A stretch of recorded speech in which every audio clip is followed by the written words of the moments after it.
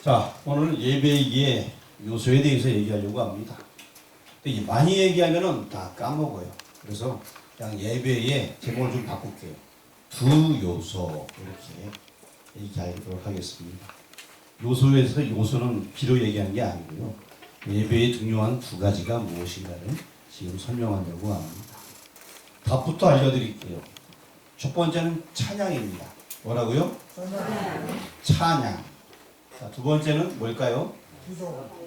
말씀도 있고 기도도 있고. 근데 이거를 좀 다르게 변화할게요. 자, 말씀을 들음. 말씀을 들음. 우리 입장에서는 말씀 듣는 게 중요해요. 그래서 예배의 두 요소라는 것은 첫 번째 뭐라고요? 찬양. 두 번째는 그런데 이 찬양도 그냥 찬양이 아니라 물론 하나님을 찬양하는 건 맞아요, 우리가. 그런데 이걸 조금 더 구체적으로 설명하면 구속의 은총을 찬양하는 것. 그래서 예배의 두 요소를 얘기하게 되면 첫 번째는 구속의 은총을 찬양. 내가 구원받은 그 은혜에 대해서 찬양하는 거예요. 두 번째는 무엇이냐? 말씀을 듣는다는 것입니다. 그런데 이게 굉장히 애매한 게 있어요. 헬라어로 에메트, 이 진리라고 하는데 애매한 게 뭐냐면은 진리의 말씀을 되게 잘 들으시기 바랍니다. 하나님의 말씀이 귀로 딱 들려오는데 어떤 분들은 이게 자장가로 들려요. 자장. 이 말씀을 들으며 하는 것은 듣기는 듣는데 깨닫지 못하는 들음을 얘기하는 게 아니에요. 이 말씀을 들으면 딱 듣고서 이해를 딱 하고 내가 그렇게 행해야지. 내가 하나님의 법도 들었으니까 지켜야지. 요게 말씀을 들으니 무슨 얘기인지 알겠죠? 말씀을 듣기는 듣는데 나는 끝나라로 가면서 들어야지. 깨보니까 기억은 거의 안 나요. 권사님은 거의 안 주무셔요. 일주일에 1년 내내 뭐 어쩌다가 한 번 있을까. 권사님은 원래 안 주무신 거 제가 알고 있고요. 물론 모르죠, 뭐 속으로 졸고 있는지. 어쨌든 간에 자, 우리는 말씀을 듣고 그것을 지키는 게 중요합니다. 근데 말씀을 듣긴 들었는데 어떤 분은 정말 명확하게 들었는데 행함으로 안 나타나는 사람이 있어요. 그러면 그것도 소용이 없는 거예요. 그래서 예배의 두 요소는 간단히 말씀드리면 찬양이에요. 찬양. 두 번째는 들음. 근데 말씀을 들으면 그냥 듣는 말씀을 들음. 이 두 가지입니다. 이걸 본문을 통해서 한번 살펴보려고 합니다. 이 본문 1절 말씀. 자, 1절 말씀. 준비됐죠? 자, 성경 찾았죠? 찾았죠? 읽어보겠습니다. 시작! 기쁘게 노래하고 야곱의 하나님을 향하여 즐거이 소리칠지어다. 진짜 여기 이 얘기 뭐냐? 하나님을 향하여 즐거이 소리칠지어다. 소리를 크게 막 지르는 거예요. 찬양하면서. 기쁘게 노래하며. 여러분 정말 목놓아 찬양하며 기도하던 때가 언제쯤 있습니까? 하나님을 뭐 찬양하고 두 손 들고 찬양하고 뛰고 뭐 찬양하고 언제쯤 있어요? 30년 전에 있다고 얘기하면 대부분 그 뜨거운 열정들이 만약에 오늘 아침에 있었다, 오늘 새벽에 있었다, 그러면 그 인생은 성공한 인생이에요. 근데 대부분 저도 그렇고 그런 적들이 이야기, 옛날 이야기다. 내가 지금 이 찬양에 초대하고 있습니다. 예배에 초대하고 있습니다. 이런 찬양이 우리 가운데 있어야 됩니다. 다시 또 우리 2절 말씀 같이 읽겠습니다. 시를 읊으며 소고를 치고 아름다운 수금에 비파를 아울지어다. 시를 읊는 거, 시편도 시고, 소고를 치고 아름다운 수금에 비파를 아울지어다. 이야, 뭐 각종 악기 갖고서 막 하나님을 찬양합니다. 할 수 있는 대로. 어느 교회 갔더니만요, 여기 뭐 이렇게 막 치는 교회도 있더라고요. 여기 뭔지 모르겠지만 이렇게 치는 교회도 있고, 어느 교회 갔더니 반주자가 2명인 교회도 있더라고요. 반주를 2명이서 막. 어느 교회 갔더니 기타를 치고 찬양을 인도하는 교회도 있더라고요. 악기가 막 있는 교회. 얼마나 훌륭한지. 여러분 그런 교회 봤어요? 이상교회. 그래요? 신고도 막 무선 마이크 들고 와서 막 여기서 막 찬양 그렇게 막 해요. 이야, 참 대단한 교회. 어느 교회인지 모르겠지만 이 악기를 다 동원해갖고 막 찬양하는 거예요. 근데 이왕 찬양하는 거 좀 이렇게 은혜 먹고 막 흘리면서 찬양하면 얼마나 좋아요. 우리 교회 얘기한 게 그런 교회가 있다는 얘기예요. 이제 이왕 찬양하는 거 그냥 막 춤 찬양 들고 막 뛰고 뭐 아줌마건 할머니건 상관없어요. 기쁘게 막 뛰면 되는 거죠. 아, 좋아요. 얼마나 또 오늘 찬양이 은혜가 됐으면 막 나와. 사실 찬양대가 잘하니까 우리 성도님도 나와갖고 막 찬양 같이 하는 거 이렇게. 교회는 이 찬양의 출발점이에요. 찬양으로 마음이 열리니까 같이 찬양하는 거 아닙니까? 아, 그래도 이 우리 교회 찬양대 우리 교회 찬양대가 있으니까 굉장히 좋은데 다른 교회 가봐도 이렇게 있고 막 기타도 막 치고 기타도 두 대나 있어요. 둥둥둥둥둥둥 막 이것도 기타도 있고 하여튼 너무나 감사한데 더욱더 은혜로운 찬양이 우리 교회에 넘쳐나기를 주의 이름으로 축원합니다. 찬양대가 은혜와 모든 교우들이 은혜와 모든 성도들이 함께 찬양하는 그런 교회가 되어야 됩니다. 그게 바로 예배의 요소 중에 하나예요. 제가 예배에 몇 가지 요소를 얘기한다고 그랬죠? 몇 가지요? 두 가지. 내가 세 가지, 네 가지 하면 못 외우니까 두 가지만 한다고 얘기했어요. 그렇죠? 예, 두 가지. 첫 번째는 찬양하는 거예요. 그렇죠? 예. 그리고 이제 3절 말씀을 읽어보도록 하겠습니다. 초하루와 오름과 우리의 명절에 나팔을 불지어다. 4절을 읽어보겠습니다. 이는 이스라엘의 율례요 야곱 하나님의 규례로다. 이것은 이제 정한 절기에 찬양하는 것 그것을 얘기하고 있습니다. 뭐 초하루라는 쭉 나와 3절 4절 내용을 봐서는 정한 절기에 하나님을 찬양하는 것입니다. 물론 하나님을 찬양하는 것은 절기에만 찬양하는 것이 아니라 모든 곳에서 찬양을 해야 됩니다. 그리고 이제 절기에는 더욱더 뜨거운 그 은혜로 하나님을 찬양해야 되는데 우리 신명기 한번 찾아보시죠. 신명기 16장. 신명기 16장. 다 찾았죠?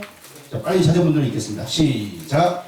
너의 가운데 모든 남자는 1년에 3번 모든 무교절과 칠칠절과 주막절에 내 하나님 여호와께서 택하신 곳에서 여호와를 배울 때 두 손으로 여호와를 배우지 말고 1, 2, 3, 4절은 그러니까 절기 때 하나님께 나와서 예배를 드리라 찬양을 하라 말하고 얘기하고 있는 것이죠. 지금 우리한테 절기라는 것은 이런 개념이에요. 우리는 매일이 절기예요.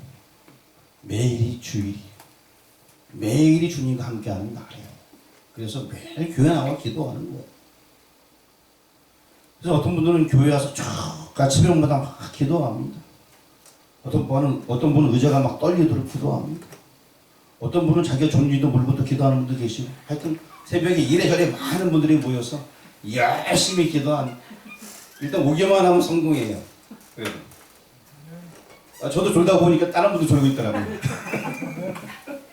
여기 앞에서 기도하다가 소리가 안 나지 이렇게 졸다 보니까 다른 분도 졸고 있어요. 그래서 내가 졸면 안 되겠구나.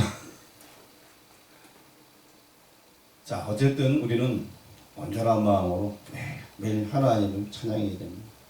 물론 여기 구약 시대는 3대 절기가 있었습니다만 신약 시대에는 절기가 또 있습니다. 하지만 근원적으로 신약 시대에는 매일 찬양 매일. 자, 혹시 그 옛적에 저기 뒤에 파란 책자가 하나 있었어요. 전도용지가 있고 그다음에 우리가 어떻게 살아야 되는지 삶에 대한 이야기가 기록되어 있는데 그 책을 한번 보신 분 있나요? 우리 교회 늘 놔뒀었는데 2018년도부터 놔뒀었는데 안 읽어보셨군요. 그 표지가 기억나시는 분 계시나요? 예. 다 알고 있지만 얘기는 안 하시는군요. 자, 거기에 보게 되면 하루에 몇 번 찬양하다라고 그래서 청동기 있어요. 그래서 몇 시에 무슨 찬양, 몇 시에 무슨 찬양, 몇 시에 무슨 찬양까지 적어놨어요. 그거를 좀 제가 우리 집에는 몇 개 있는데 좀 갖다 놔야겠네요. 자, 그래서 우리가 매일매일 찬양해야 된다라는 그 내용을 제가 써놨던 그런 기억이 있습니다. 자, 왜 그렇게 썼냐면은 이방 다른 종교들도 알라를 믿는 사람들도 하루에 5번씩 이렇게 절하면서 하는 사람들이 있기에 우리는 하고 하면 7번 찬양해야 된다라고 제가 이렇게 정해놨던 그 책자가 있어요. 만들어서 오래전에 만들었는데 이제 책자로 나왔거든요. 어쨌든 우리는 매일매일 찬양해야 되는 것입니다. 그리고 이제 오늘 뭐 본문은 크게 3번으로 나눠져요. 1절에서 5절까지, 또 6절에서 10절까지, 11절에서 16절까지 크게 3번으로 나눠지게 되는데 이제 우리 6절 말씀을 한번 같이 읽어보겠습니다. 이르시되 내가 그의 손에서 강지를 놓게 하였도다. 자, 이 얘기는 무슨 얘기냐면 애굽에 노예로 있을 때였어요. 이스라엘 백성들이 어깨에 짐을 지고 다녔기 때문에 어깨에서 짐을 벗기고, 즉 이것은 뭐냐? 내가 너희를 이제 그거 짐 안 지게끔 거기서 탈출하게끔 도와주겠다. 내가 너를 아까 오전에 얘기했듯이 속량해 주겠다. 구원해 주겠다. 그런 모든 상경 속에서 내가 구원해 주겠다. 라는 얘기인 것입니다. 여러분 광주리는 많이 들어봤죠, 그렇죠? 여러분도 뭔지 알고 있고. 근데 여기서 쓰인 강주리는 뭐냐? 요 강주리의 의미는 일할 때 쓰는 여러 가지 재료를 운반하는 그런 용도로 쓰여진 거예요. 로또를 만들 때 여러 가지 뭐 가루라든가 흙이라든가 이런 것들을 운반하는 그런 도구로 쓰여진 것입니다. 강주리를 높게 하였다. 그러니까 결국 내가 이쪽에 너희를 그런 상황에서 내가 구원해 주었다. 구속해 주었다. 속량해 주었다. 지금 그 말씀을 6절에서 하고 있는 것입니다. 하나님의 은혜, 즉 다시 말씀드리면 아까 1절에서 5절까지는 찬양하고 있는데 뭘 찬양하냐? 6절에서 나와 있는 말씀을 토대로 봤을 때에 구속의 은혜를 찬양한다. 이것입니다. 그리고 우리 10절 말씀 다 같이 한번 읽어보겠습니다. 나는 너를 애굽 땅에서 인도하여 낸 여호와 내 하나님이니 내 입을 크게 열라 내가 처음이라 하였으나. 빨간 것만 읽어보겠습니다. 시작. 나는 너를 애굽 땅에서 인도하여 낸 여호와 내 하나님이니. 6절의 내용을 지금 10절에서 다 설명해 주고 있잖아요. 애굽 땅에서 인도하여 낸 너희 하나님이 구속해 주는 하나님이다 라고 얘기를 해주고 있습니다. 그래서 1절에서 10절까지는 구속의 은혜를 찬양하는 거예요. 예배의 두 요소가 있는데 첫 번째가 뭐라? 권사님 정확하게 하시는데 따라오는. 유치하지 마시고 정확하게. 자, 예배의 두 요소 중 첫 번째 거는 자, 이제 1절에서 10절까지는 구속의 은혜를 찬양한다. 자, 다시 예배의 두 요소 중 첫 번째는 자, 구속의 은혜를 찬양한다. 알겠죠? 자, 예배의 두 요소 중 첫 번째는 뭐다? 구속의 은혜를 찬양한다. 나를 구원해 주신 그 은혜를 찬양하는 거예요. 예전에 제약에 대해 있었는데 이걸 다 넣게 하셨어요. 사단의 결박에 갇혀 있었는데 다 풀어주셨어요. 구속의 은혜를 찬양한다는 거예요. 다시 구속의 은혜를 찬양하는 것이 예배의 첫 번째 요소예요. 다시 예배의 첫 번째 요소는 이제는 좀 얘기가 맞게 나오네요. 구속의 은혜를 찬양하는 것이 예배의 첫 번째 요소입니다. 자, 그리고 우리 본문 11절 말씀을 같이 읽어보도록 하겠습니다. 내 백성이 내 소리를 듣지 아니하며 이스라엘은 나를 원하지 아니하였도다. 이게 굉장히 중요한데 이 청정하지 않는 거예요. 내 백성, 하나님의 백성이 지금 내 소리, 하나님의 소리를 들었다 안 들었다? 안 들었다는 것입니다. 굉장히 이게 교만한 행동이에요. 오만한 행동이에요. 하나님의 말씀을 안 듣는 거예요. 그런데 이 안 들었다는 얘기는 소리가 아예 기가 먹어서 안 들렸다는 얘기가 아니라 듣기는 들었는데 안 지켰다는 표현인 거예요. 하나님의 말씀이 분명히 모세를 통해 들려왔고, 근데 이 소리를 듣지 아니한 것은 지금 이 11절부터는 현재의 상황이거든요. 시편 기자가 썼던 현재의 상황. 그러니까 이스라엘 백성들이 하나님의 말씀을 듣지 아니한 것은 그 전부터 계속 듣지도 아니했고 지금까지도 듣지 아니하는 그 모습을 지금 11절에서 말씀을 해주고 있습니다. 하나님의 말씀, 하나님의 율례를 지킨다는 것은 큰 은혜가 있어요. 신명기 10장 13절 말씀 보게 되면은 우리가 말씀을 들어야 되는데 우리 한번 읽어보도록 하겠습니다. 내가 오늘 내 행복을 위하여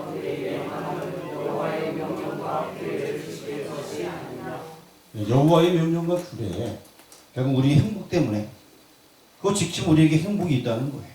근데 왜 안 지키냐? 아까 읽었던 11절 말씀에 하나님 말씀 듣지 않는 거예요. 그 하나님의 명령과 규례를 지키라 얘기했으면 모세도 계속 반복했어요. 지키라. 그러면 이스라엘 백성들이 뭐라고? 네 이러면서 계속 네 지키겠습니다 얘기해놓고 안 지켰어요. 말만 해놓고 다 들었어요. 근데 아까 11절 말씀에 청종하지 않니 듣지 아니했다. 듣긴 들었지만 행하지 아니한걸 얘기하고 있는 거예요. 13절 말씀에 그걸 지키면 되는데 그런데 사람들이 잘 못 지켜요.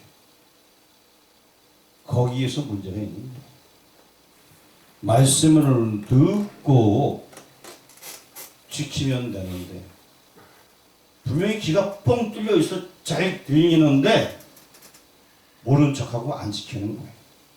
신명기 8장 16절 여기 보게 되면 기가 막힌 말씀이 있습니다. 같이 한번 읽어보겠습니다. 내 조상들도 알지 못하던 만나를 광야에서 내게 이르셨나니 이는 다 그를 낮추시며 그를 펴사사 아침에 내게 복을 주시느니라. 자, 결론적으로 복을 주시기 위해서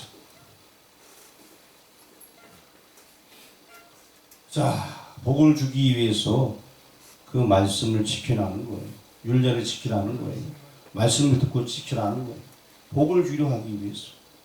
그래서 모세가 얘기하기를 이 말씀을 지키는 자는 복을 얻을지어다. 아멘! 다 그랬어요.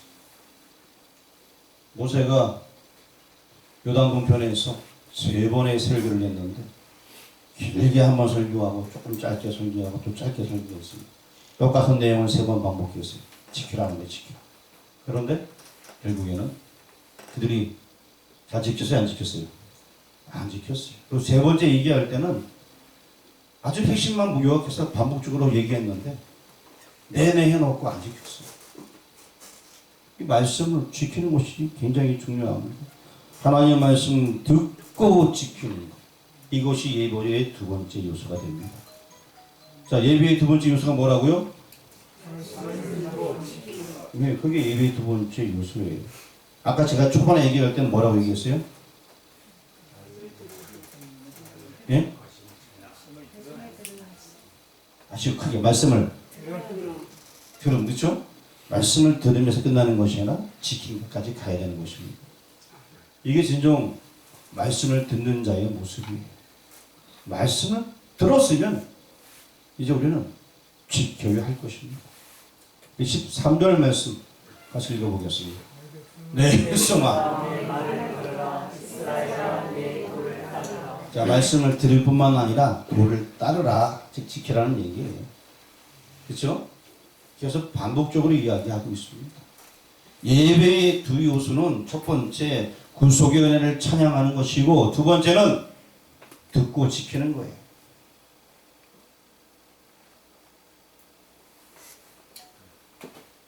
다시 예배의 2 요소. 첫 번째 뭐라? 두 번째 되게 중요합니다. 듣고 지키는 것. 14절 말씀 읽어보겠습니다. 그리하면 내가 속히 그들의 옷을 들고 내 손을 돌려 그들의 대적들을 치리니.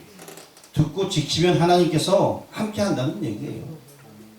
그냥 우리는 듣고 지키만 하면 하나님께서 책임져 주신다는 것입니다. 그래서 우리는 신앙생활 잘하는 사람을 뭐라 그러면 주책 맡는다. 즉 주님께서 책임져 주신다는 얘기예요. 주책. 주님께서 책임져 주신다. 예? 잘못 들으면 이상하겠죠. 근데 주책. 주님께서 책임져 주는 인생을 사는 여러분들에게 주 이름으로 축원합니다. 15절 같은 경우는 좀 무서운 말씀인데 한번 읽어보겠습니다. 여호와를 미워하는 자는 그에게 복종하는 체할지라도 그의 시대는 영원히 계속되리라. 요 얘기는 무슨 얘기냐면은 여호와를 미워하는 자, 하나님께 복종하는 채 할지라도 그들의 시대. 그들의 시대는 영원히, 즉 그들은 영원히 지옥불에 있다. 이런 얘기예요. 무서운 얘기예요. 간단한 것 같지만 굉장히 무서운 얘기예요. 그리고 16절 말씀 읽어보도록 하겠습니다. 또 내가 기름진 비를 그들에게 먹이며 반석에서 나오는 꿀로 너를 만족하게 하리라 하셨도다. 하나님께서 말씀을 주십니다. 반석에서 나오는 꿀. 그게 말씀이잖아요. 그래서 우리가 듣긴 듣되 말씀을 듣고 지켜 행하는 것. 이게 굉장히 중요합니다. 하나님의 말씀을 듣고 지키고 행하는 것. 내용이 점점 뿌는데 간단히 얘기하면 예배의 두 요소는 찬양과 드림입니다. 근데 이 찬양, 구속의 은혜를 찬양하는 것이고 이 드림이라는 것은 말씀을 듣고 지켜 행하는 거예요. 자꾸 살을 붙이면 헷갈리는데 잘 모르겠으면 예배의 두 요소는 찬양하고 내 뭐다? 들음이다. 이러면 돼요. 그렇죠? 뭘 들어야 돼요? 예, 말씀을 들어야 돼요. 말씀을 듣고 지키고 행해야 된다. 이렇게 생각하시면은 예배의 두 요소는 다 끝나는 것입니다. 그래서 구약의 백성들 그 예배가 착 내려왔으면 좋은데 흉심만 남아 있었죠. 예수님 당시에 예수님께서 이제 예루살렘 성전에 가셔서 성전을 어떻게 하셨어요? 성전을 정화하셨죠, 그렇죠? 성전에서 예배드리는 장소인데, 자, 이 성전도 여러분에게 한 번은 설명드려야 될 것 같아요. 제가 지난 수요일 날 성전의 개념을 오해하시는 분들이 계셨어. 자, 그러면 자 성전을 정결하게 했는데 성전 청결하게 하셨는데 그 성전이 구체적으로 어딜 가리키는 거예요? 예수님 마음을 얘기하는 건데 실제적으로 당시 실제적으로 그 성전이라는 개념이 뭘 얘기하는 거예요? 예? 예배당이요?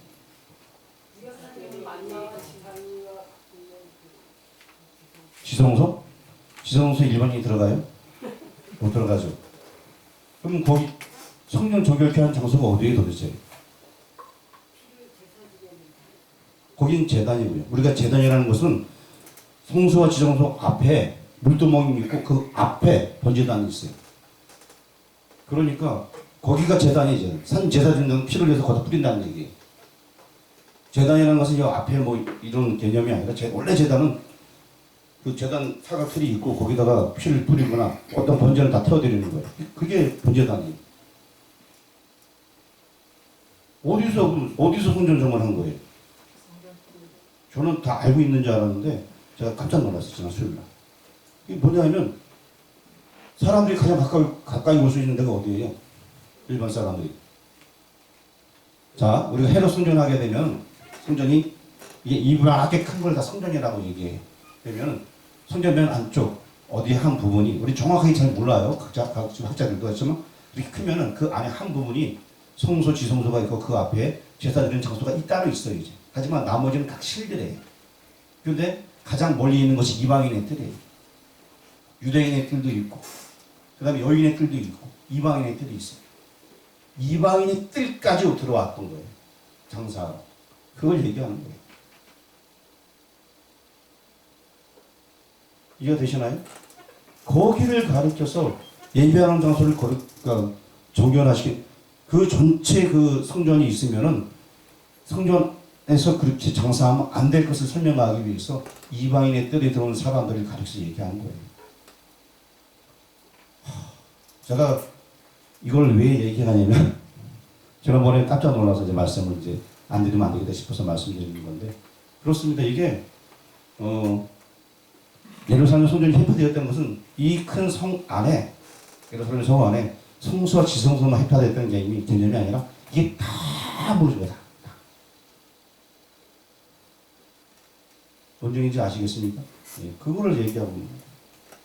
자, 어쨌든 오늘 말씀에 예배의 두 요소가 있었습니다. 첫 번째 뭡니까? 구속이 김연자 권사님 파이팅! 예, 구속의 은혜를 찬양하는 겁니다. 두 번째 말씀을 듣고 지키고 행하는 것. 이것이 예배의 두 요소입니다.